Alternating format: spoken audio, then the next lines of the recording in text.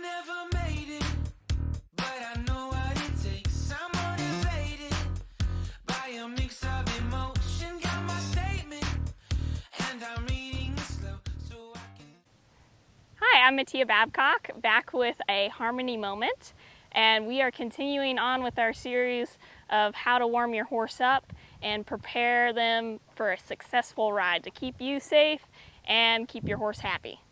So in this video, I'm gonna really focus in on what I'm looking for in the circles.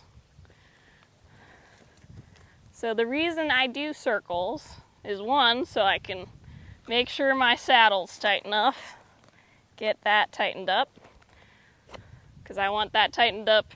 Want to have at least 3 times of doing that. The other reason is I want to see where my horse woke up today. Are they a little bit lazy? Do they have too much energy, too much go? And I'm also gauging, what do I want to ride? If you like your horse with if you don't like your horse with much energy, then you need to make sure you give your horse the opportunity to move their feet on the ground. That's only fair to them. So I am looking for a nice backup. That's the first thing. If she takes her head away, I'm going to bump it back. That's how you fix your backup and make it straight. I should always have 2 eyes in a backup. And I really stress the importance of a backup because this sets your leadership and sets your tone for your circles. If you have a crappy backup, you're going to have a crappy circle. So that wasn't great. She backed up, but was kind of sluggish. I want nice rhythm, especially since she already knows this game. My expectations are going to be different if she were just learning this. And then I'm going to send my horse out. Send, lift.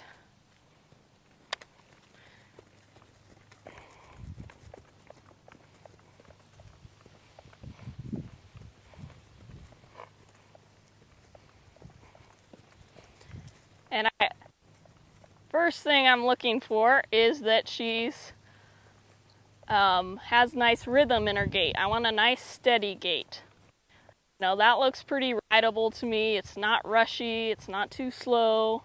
That's right where I would want to have it for riding.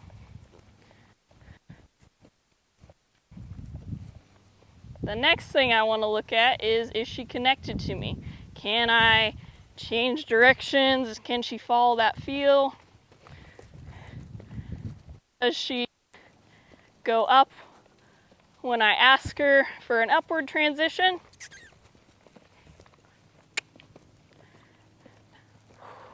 Does she come down when I ask for a downward transition? Those are all things I'm looking for, because if it's not working on the ground, it won't work in the saddle either.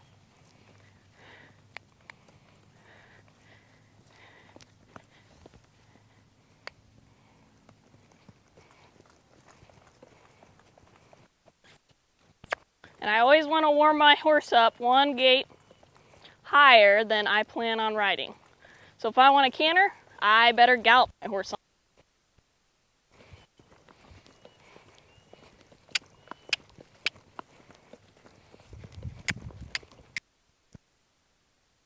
Speed out and see what's there. That still looks plenty rideable to me. The biggest mistake I see people make is that they don't want to push their horse's buttons. Everything's really small, quiet, don't upset the horse. No, this is the time to see what's there. And I speed my horse up to a canter and they go off crow hopping. I would rather know that now than in the saddle. So that's very, very nice. I'm pleased with that. That looks rideable. That's always my first thing. So with her, she's advanced enough, I can get a little bit more picky and kind of continue on getting that bend. And that's probably the hardest thing to get in your circle, but it's also the most important. So I'm going to add in a little 3-circle game. And this not only promotes relaxation, but it helps my horses bend, helps them not pull on me, all that good stuff. If you have a horse that gets tense and worried when you send them up to a canter, bring them back to your 3-circle game. That's what it's for. Promote relaxation and bend. Your horse cannot bend if they are not relaxed. And it's also hard work for them. So I still don't quite have her eye yet.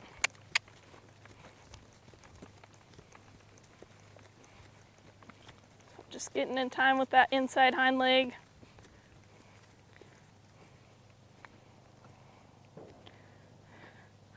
Got a moment of it there, but I want to add a trot because I know she can do it.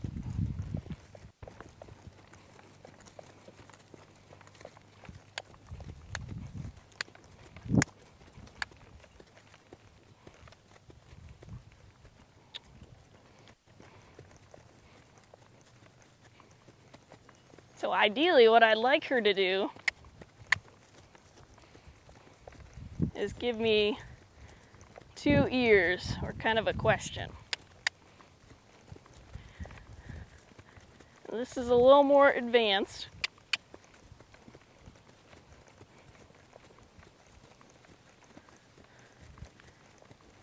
But when I send her out on a circle, does her head go back to looking to the outside, or is she connected to me?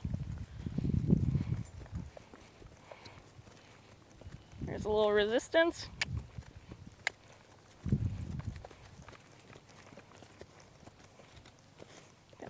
Yield her hindquarters around and send her back out.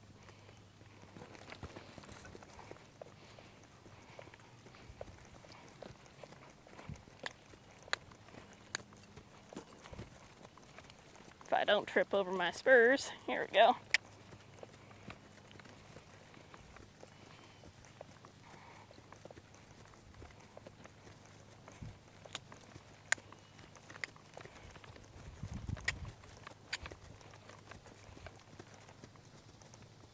She gave me 1 ear there, so I'm gonna reward that. But those are just a couple things that I look for. You know, if you're just a beginner, you just want your horse to be rideable and make sure they're prepped for riding. And then once you get a little more advanced, you can start playing with some of the other stuff like bending. So here's a quick summary of that harmony moment. So make sure your horse is rideable. Always warm them up 1 speed greater than what you plan on riding. So often I see people just trot their horses on the ground, then they go to canter them when they're riding, and the horse takes off crow hopping. We don't want that. So always make sure your horse is well prepped. Second of all, don't be afraid to push your horse's buttons, whether that's speeding them up, getting your turns. Make sure your horse is well prepped for riding.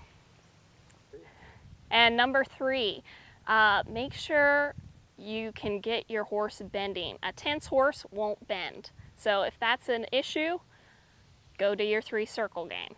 It doesn't matter if you've been working on your canter.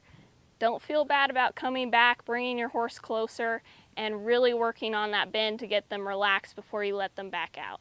It's bigger and smaller circles can really help your horse. Thanks so much for watching. Press like and subscribe.